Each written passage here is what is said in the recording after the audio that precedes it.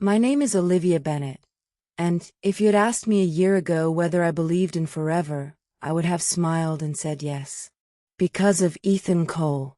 Ethan Cole wasn't just my boyfriend. He was my first love, my best friend, and the person I thought I would spend the rest of my life with. Our story began in high school. We met when we were 16 in a crowded hallway of Lincoln High School in Chicago. I was carrying too many books, and one slipped from my arms. Ethan picked it up before it hit the floor. "You should probably get a bigger backpack," he joked. I laughed. That simple moment became the beginning of everything. We sat together in chemistry class, studied together after school, and spent countless evenings talking about our dreams. Ethan wanted to become a software engineer. I wanted to become a graphic designer. We dreamed about moving into a small apartment together in the city after college. We promised each other we would never let anything separate us.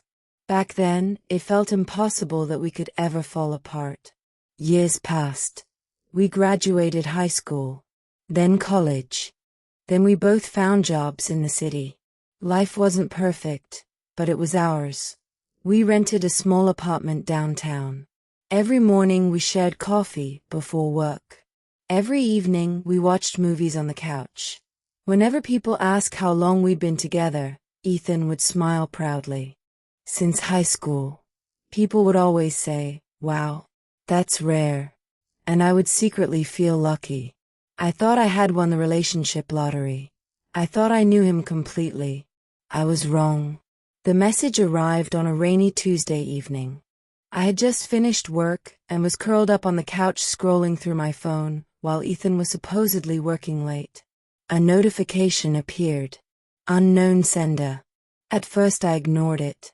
Then another message appeared. "Hi. Are you Olivia?" I frowned. "Yes. Who is this?" The typing bubble appeared immediately. Then came the message that changed my life. "My name is Chloe. I think you should know that Ethan is cheating on you with me." My heart stopped. I stared at the screen. I actually laughed. Not because it was funny, because it sounded ridiculous. There had to be some mistake. Ethan and I had been together for 11 years. 11. Nobody destroys 11 years with a text message. I typed quickly. "This isn't funny." A few seconds later a photo arrived. Ethan. Ethan sitting beside a brunette woman in a restaurant. His arm wrapped around her shoulders. Both of them smiling. My stomach dropped. I couldn't breathe. Still, I wanted to believe there was an explanation. A coworker. A friend. A misunderstanding. Anything. Then another photo arrived. This time Ethan was kissing her. The phone nearly slipped from my hands. Tears blurred my vision.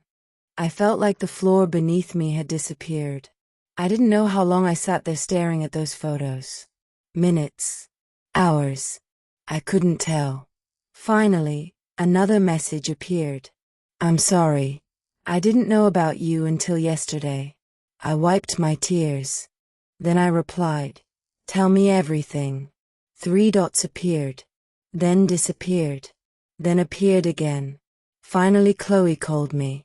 I hesitated before answering. My hands were shaking. "Hello?" I whispered. The girl on the other end sounded nervous. "Olivia?" "Yes." "I'm so sorry." For a moment neither of us spoke. Then she began telling me her story. She said she met Ethan 8 months earlier. At a coffee shop near her office. He had approached her first. He was charming. Funny. Kind. Everything I already knew him to be. He told me he was single, she said softly. Every word felt like a knife. He said he'd been focusing on work for years. I closed my eyes. Ethan had been coming home to me every night, while telling another woman he was single. The betrayal felt impossible to understand. Chloe continued. We started dating 3 months after we met. Dating. The word echoed in my head.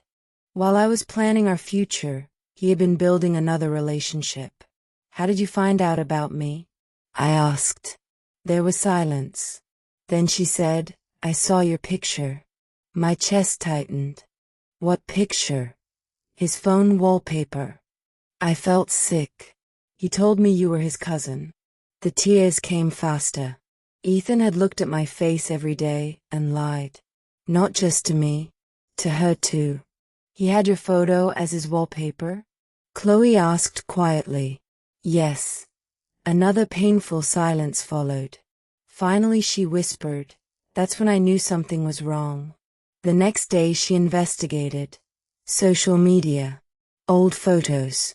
Tagged posts. 11 years of memories. Birthdays.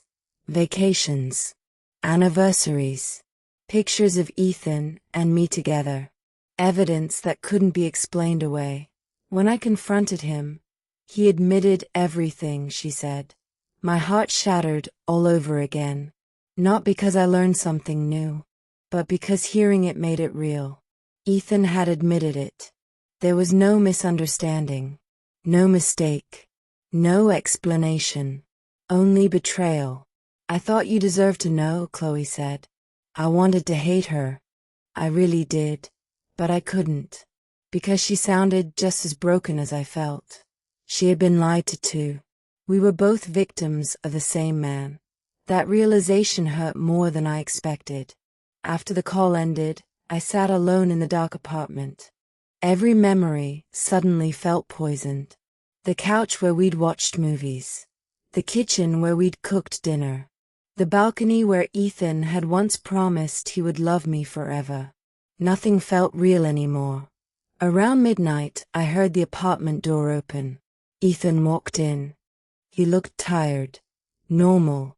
Like any other day. Hey babe, he said. The casual greeting almost made me laugh. How could he act normal? How could he pretend? I stood slowly. We need to talk.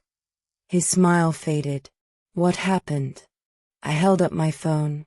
The moment he saw Chloe's name, all the color drained from his face. The silence told me everything. He knew. He knew exactly what this was about. Olivia. How long? My voice cracked. He looked away. Olivia, please. How long? 8 months. The answer hit harder than any lie. 8 months. 8 months of deception.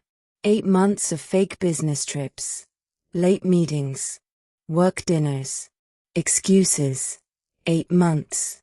I felt physically ill. Why? I asked.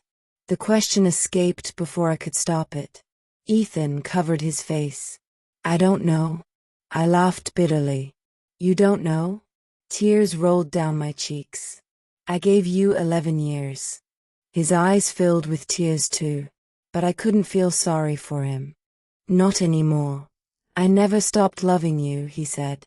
Those words broke something inside me, because they sounded so meaningless. If this was love, I didn't want it. Then why did you do this? He couldn't answer.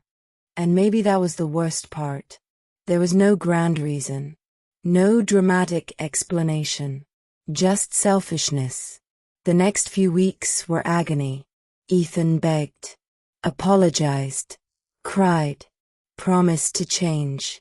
Promised it would never happen again. But every promise sounded identical to the promises he had already broken. Eventually he moved out. The apartment felt unbearably quiet afterward. I would wake up reaching for him before remembering he was gone. Some nights I cried until sunrise.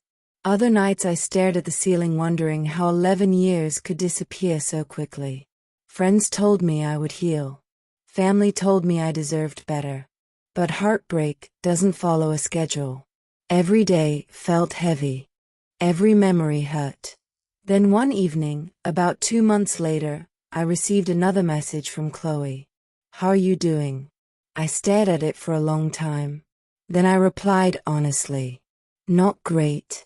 A few minutes later she answered. Me neither. That message made me cry. Because it reminded me that pain doesn't belong to just one person. Ethan had broken both of us. Not just me. Not just her. Both. Over the next few months, Chloe and I occasionally talked. Not about Ethan. About life. Work. Books. Movies. Healing. Slowly I learned more about her. She wasn't the villain I had imagined when I first saw her name. She was simply another woman who had trusted the wrong man. One day she said something I never forgot. You know what hurts most? What? I fell in love with the version of him that never existed. I sat silently reading that message. Because I realized I felt the same way. The Ethan I loved wasn't real anymore. Maybe he hadn't been real for a long time. Maybe I had been holding on to a memory instead of a person. That realization was painful, but strangely freeing. Months turned into a year. The grief didn't disappear overnight, but it became lighter, manageable, like a scar instead of an open wound. One Saturday afternoon I found myself walking through the city alone. The skyline stretched above me. People hurried along busy sidewalks. Cars moved through endless traffic. Life continued. The city hadn't stopped because my heart had broken. And somehow that felt comforting. I stopped at a small coffee shop and sat by the window. For the first time in a long time, I felt peaceful. Not happy. Not completely healed. Just peaceful. My phone buzzed. A message from Chloe. Guess what? I got promoted today. I smiled. Congratulations. You deserve it. A few seconds later she replied. So do you. We survived. I looked out the window at the city, at strangers walking beneath gray clouds, at a future I once feared, and I realized she was right. We survived. Ethan had taken 11 years of my life, but he hadn't taken my future. He hadn't taken my ability to love. He hadn't taken my strength. Most importantly, he hadn't taken me. That night I returned home to an apartment that finally felt like mine. Not ours. Mine. I stood on the balcony overlooking the city lights. The same balcony where Ethan once promised forever. For years I thought losing him meant losing my future. Now I understood something different. Sometimes the end of a love story isn't the end of your story. Sometimes it's the beginning of a new one. The tears still came occasionally. The memory still hurt sometimes. But the pain no longer controlled me. I looked at the city shining beneath the night sky and whispered the words I had spent a year learning to believe.